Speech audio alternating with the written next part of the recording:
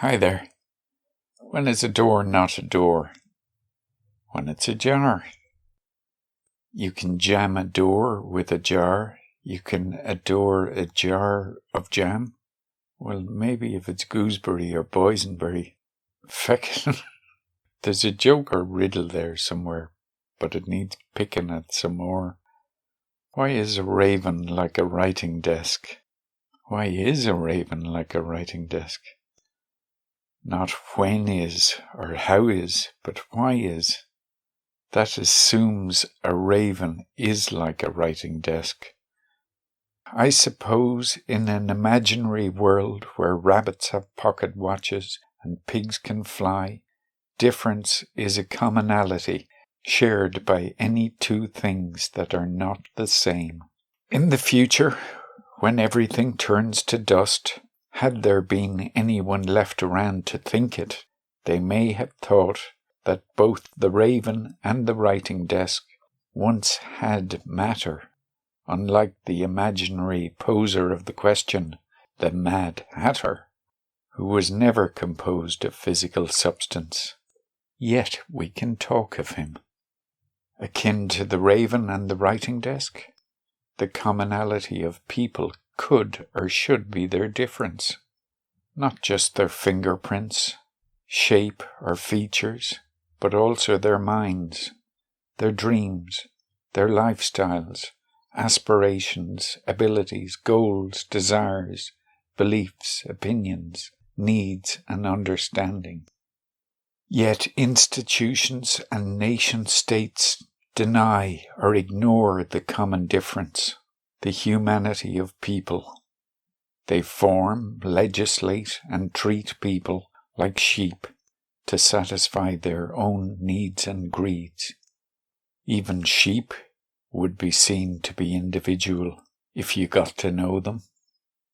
Could it be that the individual self is just a transitory and imaginary non-entity, software in a brain box that could just as easily have been programmed differently, a figment of your own imagination? Is your sense of your individualism just happenstance? Do you feel entitled to be treated with human rights as an individual? You, a short-lived creature, expendable and troublesome? Rather to grow more creatures, better formed or reformed, easier to manipulate, to feed off and control, to serve the needs and growth of the non-inclusive institutions, religions, and nation-states, land, rivers, and rocks, who couldn't care less about you or yours. Collective greed supersedes the individual's need. Collective might supersedes any individual's right. Institutions are assured longevity over any individual. Have you noticed how marches and protests are often allowed to go ahead by groups looking for more pay? Marches and protests for better human or civil rights or against injustice are more often crushed as if they were anti-fascists and a threat that needed to be silenced and quickly. So had you been born in a different time or place, with all the same atoms, molecules, cells, and DNA, would you have the same conscious understanding of who is you? What is quite old and at the same time quite young? Over to you, Herr Doctor.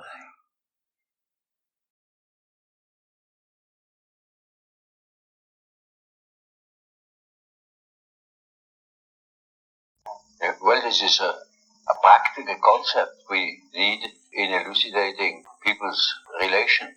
I noticed with my patients, with people that are in public life, that they have a certain way of presenting themselves. For instance, take the doctor. He has a certain way, for instance, he has good bedside manners. And he behaves as one expects a doctor behaves. He may even identify himself with it and believe that he is what he appears to be he must appear in a certain form, unless people don't believe that he's a doctor. And so when he's a professor, he's also supposed to behave in a certain way so that it is plausible that he is a professor, So the persona is partially the result of the demands society has. And on the other side, it is a compromise with what one likes to be, or as one likes to appear. So, take, for instance, a parson. He also has his particular manner, and as corresponding to the general expectation, and he behaves also in another way, combined with his persona that is forced upon him by society in such a way that also his fiction of himself, his idea about himself, is more or less portrayed or represented. So the persona is a certain complicated system of behavior which is partially dictated by society and partially dictated by the expectations or the wishes one nurses oneself. Now, this is not the real personality, in spite of the fact that people will assure you that that is all quite real and quite honest, yet it is not. Now, such a performance, or say, performance of the persona is quite all right as long as you know that you are not identical with the way in which you appear. But if you are unconscious of this fact, then you get into sometimes very disagreeable conflicts. Namely, people can't help noticing that at home, for instance, you are quite different from what you appear to be in public. And people who don't know it stumble over it. They deny that they are like that, but they are like that. They are it. And then you don't know, now, which is the real man? Is he the man as he is at home or in intimate relations? Or is he the man that appears in public? It is a question of Jekyll and Hyde. Often, it is such occasionally there is such a difference that you would almost be able to speak of double personality. And the more that is pronounced, the more people are neurotic. They get neurotic because they have two different ways. They contradict themselves all the time. And as much as they are unconscious of themselves, they don't know it. They think they're all one. Everybody sees that they are two. And some know him only from one side, so others know him only from the other side. And then there are situations that clash, because the way you are creates certain situations with people in your relations, and these two situations don't chime in. They are just dissonances. And the more that is the case, the more people are neurotic. But there are cases, for instance, where people have up to 5 different personalities in cases of dissociation of personality, where, for instance, the one person, say, call it person A, doesn't know of the existence of the person B, but B knows of A. Or there may be a third personality, C, that doesn't know of the two others. You see, there are such cases in literature. But they are rare. Ordinary cases is just an ordinary dissociation of a personality. It calls that a systematic dissociation, in contradistinction to the chaotic or unsystematic dissociation you find in schizophrenia.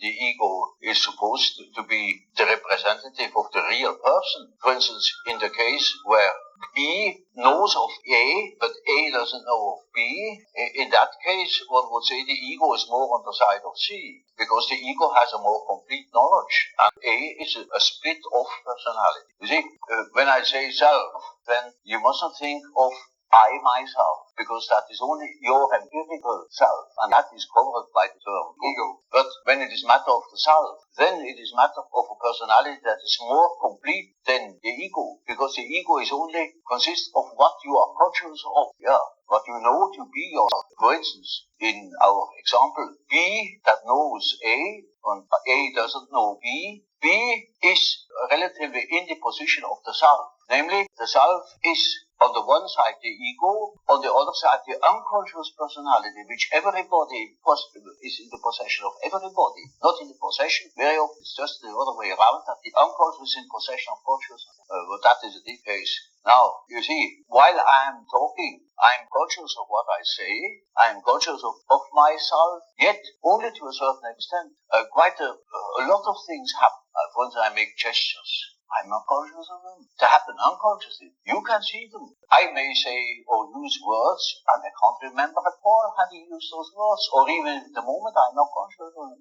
So, any amount of unconscious things occur in my conscious condition. I'm never wholly conscious of myself. While I'm trying, for instance, to elaborate an argument, at the same time, there are unconscious processes that continue, perhaps a dream which I have had last night, or a part of myself thinks of God knows what, or of a trip I'm going to take, of such and such people I have seen, or when I am at, writing a paper, I'm continuing writing that paper in my mind without knowing it. You can discover these things, say, in dreams, or if you are clever in the immediate observation of the individual, then you see in the gestures or in the expression in the face that there is what one calls une arrière-pensée, something behind consciousness, so that you have a feeling, well, that man has something up his sleeve, and you can even ask him now, what are you really thinking of? You're thinking all the time something else, yet he's not conscious of it. Or he may be. There are, of course, great individual differences. There are an amazing knowledge of themselves, of the things that go on themselves. But even those people wouldn't be capable of knowing what is going on in their unconscious. For instance, they are not conscious of the fact that while they live a conscious life, all the time a myth is played in the unconscious. A myth that extends over centuries. Namely, archetypal ideas, a stream of archetypal ideas that goes on through one individual, through the centuries. You see, it is like a continuous stream, and that comes into daylight in great movements. Say, in spiritual movements, for instance, in the time before Reformation, people dreamt of great change. And that's the reason why such great transformations could be predicted. If somebody has been clever enough to see what is going on in people's mind, in the unconscious mind, would be able to predict it. Because I have predicted the Nazi rising in Germany through the observation of my German patients. They had dreams in which the whole thing was anticipated, and with considerable detail. And I was already absolutely certain years before Hitler.